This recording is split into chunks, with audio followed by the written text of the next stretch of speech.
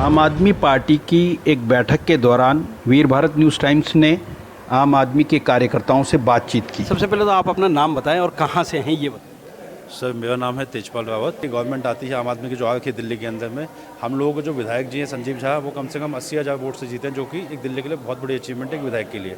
मेरे इलाके में 25-30 सालों से जहाँ सड़कें नहीं थी और जहाँ पानी नहीं था, बिजली नहीं थी, लेकिन बिजली का बिल आता था, जो कि आज के टाइम में बहुत हद तक बहुत राहत है, क्योंकि मैंने पिछले 2 साल से बिजली का बिल नहीं भरा है। पानी घर पे अनलिमिटेड आता रहता है, हम लोगों ने उसका बिल नहीं भरा है। और स्कूल की बात करूँ तो एजुकेशन हर आई थिंक क्षेत्र का और हर स्टेट का, हर शहर का, हर कंट्री का सबसे एक महत्वपूर्ण आई थिंक सब्जेक्ट जो बेस है वो है एजुकेशन। अगर एजुकेशन पे अगर किसी गवर्नमेंट ने काम नहीं किया है तो वो आई थिंक आम आदमी पार्टी ने जो सबसे बढ़िया काम किया कि जो मतलब लोग डरते थे अपने बच्चों को एक प्राइवेट स्कूल में नहीं भेजने के लिए, हाँ तो भेजने के लिए और गवर्नमेंट में नहीं भेजते थे, आज के टाइम में प्राइवेट स्कूल के आप जाके देखो वो किसी 5 स्टार होटल से कम नहीं है सर। मतलब लोग अपने बच्चों को मतलब प्राइवेट सेक्टर से हटा के गवर्नमेंट में डाल रहे हैं, और जबकि फ़ीस आपकी बहुत कम है, मतलब कोई बंदा उठा सकता है फ़ीस के लिए। तो ये काफ़ी चीज़ें हैं। प्लस अगर मैं बात करूँ हेल्थ को लेके हॉस्पिटल्स के अंदर काफ़ी काम हुए हैं, जहाँ पे डॉक्टर्स मतलब अपने मतलब गवर्नमेंट एम्प्लॉय होने के बाद भी अपने प्राइवेट क्लिनिक खोल के चलाया करते थे। आज की डेट में मेरे ख्याल से सबके सब हॉस्पिटल में बैठते हैं, बिकॉज उनको मतलब टाइमिंग्स वगैरह से टाइट कर दी है।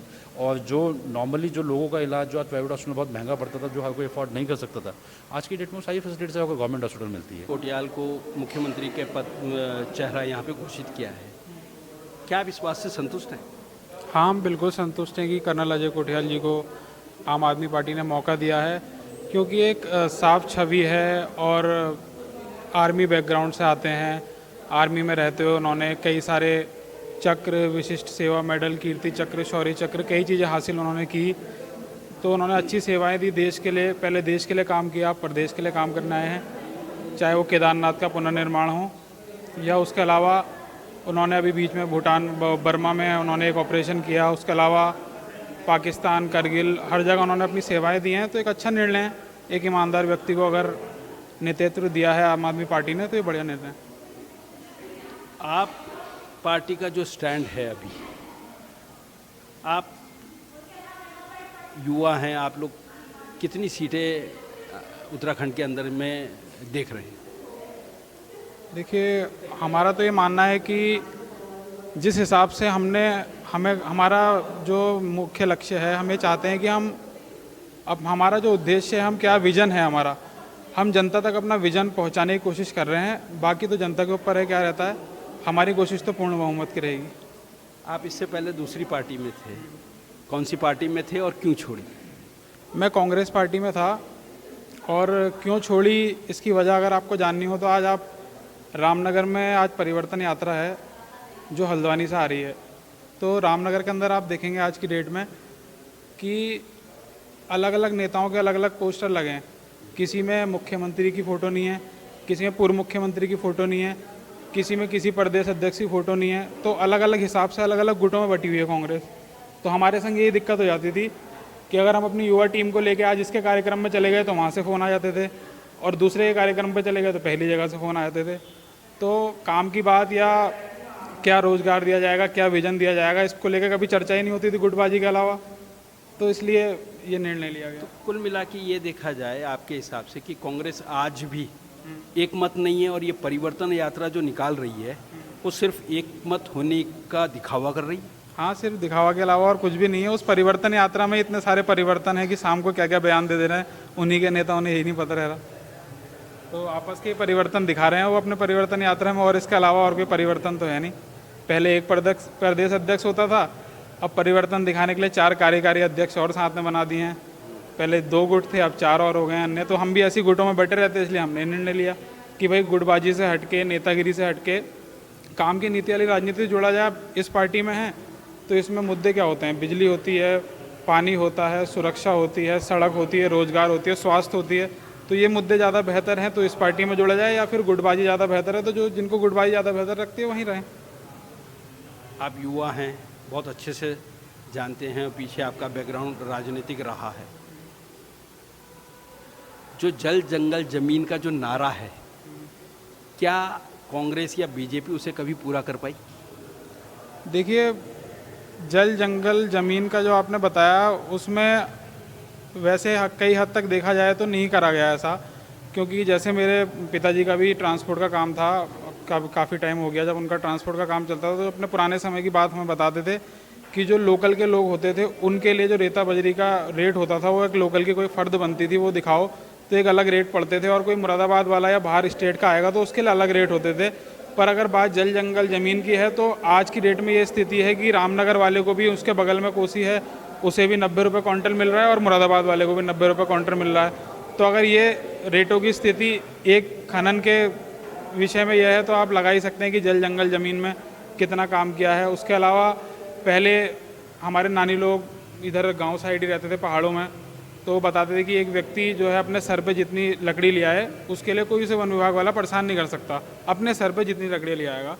तो अगर आज आप जाएं जंगल में अपने घर के जलाने के लिए लकड़ी ले गए, वन विभाग वाला आ जाएगा आपको परेशान करने, तरह तरह के मुकदमे गिनाने लग जाएगा। तो ये है जल जंगल ज़मीन। अब वाकई शब्दों से ना बड़ा व्यथित दिखाई दे रहे हैं कि आप बहुत पार्टी से, कांग्रेस से जिससे आप जुड़े थे, बहुत दुखी हैं। आम आदमी पार्टी आने के बाद आपकी जो चाहत है ऊपर तक कैसे पहुंचाई? देखिए, रामनगर से जो हमारे प्रत्याशी हैं शिशुपाल सिंह रावत जी, हम उनके नेतृत्व में यहाँ रामनगर विधानसभा में काम कर रहे हैं।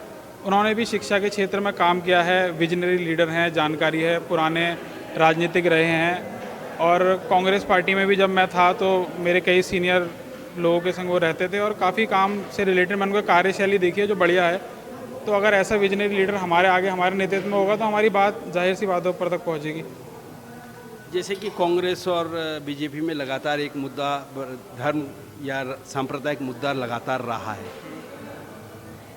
क्या आप मानते हैं एज ए युवा ये आज भी हमारे देश में मुख्य मुद्दा है? देखिए, मेरा मानना तो नहीं है कि ये मुख्य मुद्दा है। जैसे कि इस पार्टी से जुड़ने का जो मेरा उद्देश्य था, तो जब मैंने इनके मुद्दे जाने तो इनका कहना ये था कि जब हम एक स्कूल बनाएंगे या जब हम एक मंदिर बनाएंगे तो उसमें हिंदू का बच्चा जाएगा, जब हम एक मस्जिद बनाएंगे तो उसमें मुसलमान का बच्चा जाएगा, और अन्य धर्मों की गुरुद्वारे बनाएंगे तो सिख जाएगा, और चर्चे बनाएंगे तो क्रिश्चियन जाएगा। पर यदि हम एक स्कूल बनाएंगे या यदि हम एक हॉस्पिटल बनाएंगे तो उसमें हिंदू भी जाएगा, मुस्लिम भी जाएगा, सिख भी जाएगा और ईसाई भी जाएगा। तो अगर ऐसी सोच के संग हम चलेंगे तो मेरे हिसाब से ज़्यादा बेहतर है मंदिर और मस्जिद या अन्य किसी धर्म के अलावा। अभी जो बीजेपी, इसकी आम आदमी पार्टी की कार्यकारिणी बनी है, क्या इसमें किसी पद पर हैं आप? हाँ, मैं रामनगर विधानसभा में मीडिया प्रभारी हूँ। देखिए, हम तो अपने, जो मैंने आपको शुरू में बताया कि हम सिर्फ अपना मैनिफेस्टो लेके जाएंगे, अपने दिल्ली के किए गए कामों को गिनाएंगे। हमारा साफ जनता से जाकर ये कहना होगा कि यदि आपके दिल्ली में रिश्तेदार, जान पहचान वाले कोई भी रहते हैं, आप उन्हें फ़ोन करें। यदि वो कहते हैं जो चीज़ें हम बता रहे हैं दिल्ली में मिल रही है और वो कह दें कि हाँ मिल रही है, तो आप आम आदमी पार्टी को वोट देना। यदि वो मना करें कि नहीं ये झूठ बोल रहे हैं, तो आपको आम आदमी पार्टी को वोट देने की ज़रूरत नहीं है। यदि आप किसी भी धर्म से हो, समुदाय से हो, उससे हमें कोई मतलब नहीं है। जो हमारे मैनिफेस्टो हैं उस हिसाब से अगर आपको आम आदमी पार्टी पसंद आ रही है तो आप वोट दीजिए, नहीं आ रही है तो आप मत दीजिए। आपने कहा मैं मीडिया प्रभारी हूँ, सोशल साइट्स पे कुछ फ़ोटोज़ या वीडियोस ऐसी चल रही है जिसमें वो दिल्ली की व्यथा बता रहे हैं कि यहाँ पानी है या ये हॉस्पिटल नहीं है या ऐसा नहीं है वैसा नहीं है, उसे कैसे काउंटर करें? देखिए, जितने लोगों को हो सकता है हम लोग अवेयर करते हैं। और बाकी जैसे अभी बीच में एक मिंटो ब्रिज दिखा रहे थे, 2019 में उस मिंटो ब्रिज में पानी भर रहा था। उसके बाद 2019 के बाद उसमें काम कराया गया। इस वर्ष वो मिंटो ब्रिज बिल्कुल सही था, पर उसकी वही पुरानी वीडियो सोशल मीडिया पर चलाई जा रही थी। उसके लिए हमने काउंटर में अपने कार्यकर्ताओं से पोस्ट डलवाए और उसके अलावा उनके कमेंट्स में रिप्लाई करे। फिर इतना टाइम हमारे पास उलझने के लिए नहीं है। उसके अलावा जो ये पानी का जल भराव होता है कई जगह, तो अधिकतर लोगों को ये पता ही नहीं है कि दिल्ली में MCD इस क्षेत्र में काम करती है, सीवर, नाला और ये सब चीज़ें।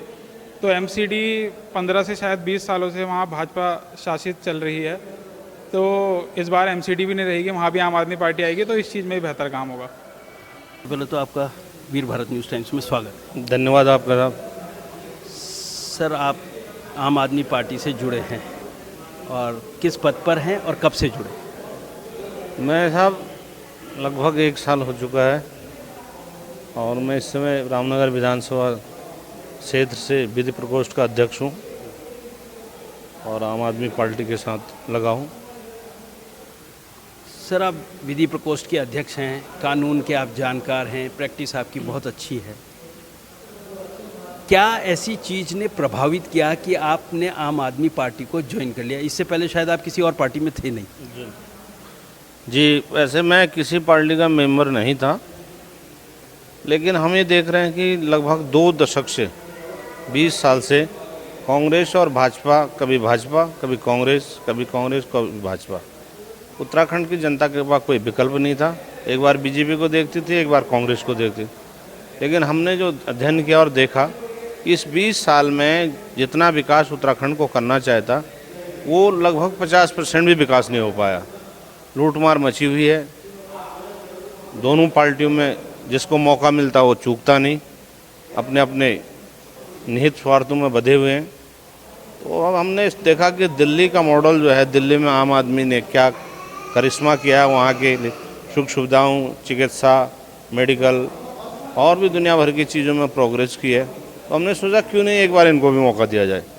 आर्मी से हैं इसलिए ईमानदार हैं, तो क्या सिविलियन कभी ईमानदार नहीं हो सकता? नहीं, मेरा कहने का तात्पर्य ये नहीं है। ईमानदारी और बेईमानी तो हर जगह हो सकती है, लेकिन आर्मी से और ज़्यादा शुद्धता की कल्पना कर सकते